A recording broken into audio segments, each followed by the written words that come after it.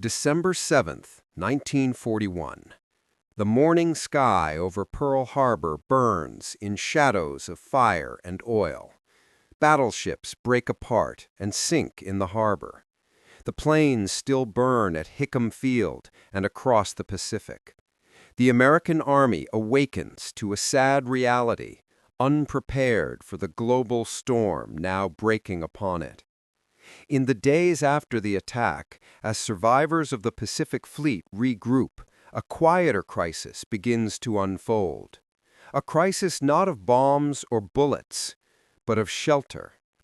Across the Pacific theater, from the wet jungles of the Philippines to the coral ribs of Wake Island, American soldiers live in canvas camps that tear apart under monsoon rain. In 3 weeks their walls rot, their roofs collapse, and every camp disintegrates. The U.S. Army, now mobilizing across half the world, faces a question no firepower can solve. How do you build a base overnight in the middle of nowhere? The answer does not come from a general or an admiral, but from a group of architects, engineers, and civilian builders working quietly through the cold winter on the lonely island of Rhode Island. Their task, assigned by the Naval Bureau of Yards and Docks in January of 1942, seemed simple on paper. Design a portable building that could be shipped anywhere, assembled by untrained men with hand tools, and survive the most extreme climates on Earth. The site of their experiment was the Naval Air Station at Quonset Point, a name soon to become a legend of war. And what they created there, half improvised, half genius, would become one of the toughest icons of American ingenuity: the Quonset Hut. The Quonset Point team was led by the George A. Fuller Company, the same firm that had helped raise some of America's tallest skyscrapers. But now, instead of building upward, they had to build outward. Fast, cheap, and tough. They took inspiration from an older British design known as the Nissen Hut, a semicircular corrugated steel structure used during the Great War. Yet the Americans improved it in every way. Their version was larger, lighter, and more modular, using standardized steel ribs and end panels that could be replaced or repaired in the field. The Quonset Hut was not just a building, it was a portable miracle. Each piece fit into a wooden crate, labeled and numbered. Small enough to be carried by 2 men, light enough to be dropped by parachute, or loaded on a truck. No concrete, no cranes, no architects, just instructions, crates, and human effort.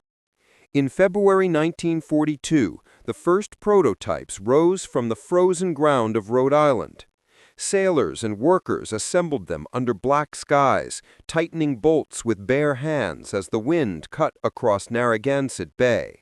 They tested the huts for strength, for wind and snow resistance. When they passed, production began immediately. Within months, wood shops in Detroit, Cleveland, and Providence were stamping corrugated panels by the thousands. By the end of that year, more than 30,000 Quonset huts had been shipped to Alaska, North Africa, and tiny coral specks in the middle of the Pacific. Everywhere the American flag flew, the Quonset huts followed. They rose in the hard jungles of Guadalcanal, on the volcanic slopes of Iwo Jima, and in the endless mud of New Guinea. They became field hospitals, laboratories, workshops, barracks, chapels, and command posts. Their curved metal walls caught sunlight by day and glowed faintly by moonlight, forming silent metallic cities across the frontiers of the world.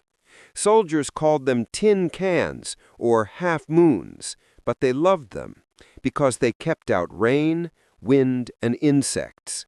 In a world of chaos and mud, the Quonset Hut meant shelter, order, and survival. In the Pacific, the Seabees, the Navy's construction battalions, became masters of assembly. They could raise a hut in less than a day, sometimes in just hours. At Tarawa, men built Quonsets Lalsibis still fell into the surf. At Saipan, they rose within 48 hours of the invasion. At Okinawa, every command base was operational within a week. The huts became frames of progress, proof that American logistics could turn battlefields into operating bases almost overnight. Aerial photographs from 1944 show them stretching across airstrips like silver scales. Hundreds of curved walls caught the morning sun. Beneath those arcs, mechanics repaired engines, doctors saved lives, and generals planned invasions. The fleet of Quonsets became as essential to victory as the Jeep or the Liberty ship. But what made the Quonset truly remarkable was its adaptability. It could be extended, shortened, insulated, or transformed. There were more than 80 official variants: storage huts, medical huts, radio huts, machine shops, and recreation centers. Some were connected with glass windows and wooden walls. Others used sandbags or concrete bases for protection. In the Aleutian Islands, where snow buried everything else, Quonset huts stood strong against winds over 100 miles an hour. In the Philippines, where the air boiled with humidity, they stayed dry and warm, their curved walls deflecting heat and rain.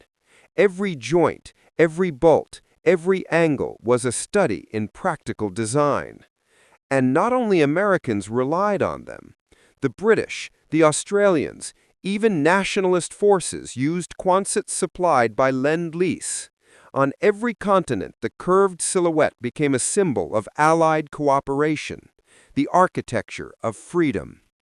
By 1944, more than 500,000 had been built, each with its own story of endurance and survival. In the jungles of Burma, pilots returning from missions slept beneath them. In Italy, engineers built them near airfields.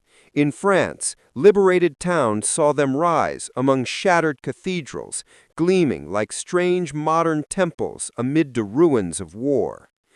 When the war finally ended in 1945, the huts did not fade into history. They multiplied. The U.S. Army found itself with hundreds of thousands of surplus units stored in depots and yards around the world. So they sold them to anyone who could take them. Farmers bought them. Veterans bought them. Colleges bought them. Suddenly, these war-born shells began a second life as homes, schools, garages, and churches. In the Midwest, families lived beneath their curved roofs, cooking at night under the same steel that once stood on Guadalcanal. On the West Coast, veterans studying on the GI Bill attended classes inside Quonset schools. Even in cities, the huts found new purpose, becoming restaurants, storage units, and community halls. The post-war landscape of America was shaped by the same silver arc that once marched across the Pacific. Architects took notice. Their efficiency and simplicity inspired generations of modern builders. Buckminster Fuller's geodesic domes, modular homes, and countless prefabricated structures all drew inspiration from the humble Quonset hut. Its genius lay in the balance between strength and flexibility, a balance that made it as iconic as the Jeep, as essential and tough as the men who built it. Decades later, many of those originals still stand, rusted but defiant. Their bolts still hold tight. Their ribs still catch the light. On old air bases, they house maintenance shops. On farms, they shelter tractors from the rain. In Alaska, they serve as cabins.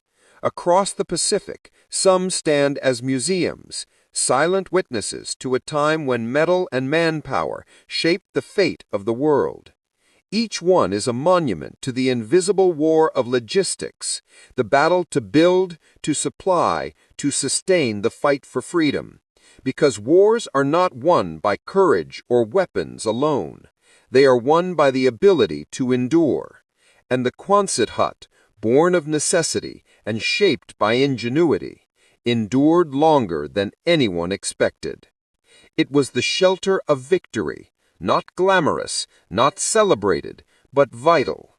It protected the men who crossed oceans, built roads and airfields, fought, died, and slept beneath its arched roof.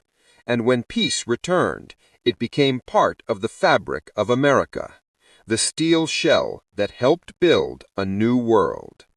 So when you see one today, standing alone by a road or in a field, remember, it is not just a relic, it is a survivor. It carried a generation through the storm, through shattered dreams, after the guns fell silent, and still it stands, the steel shell that won the war. This is the story of the Quonset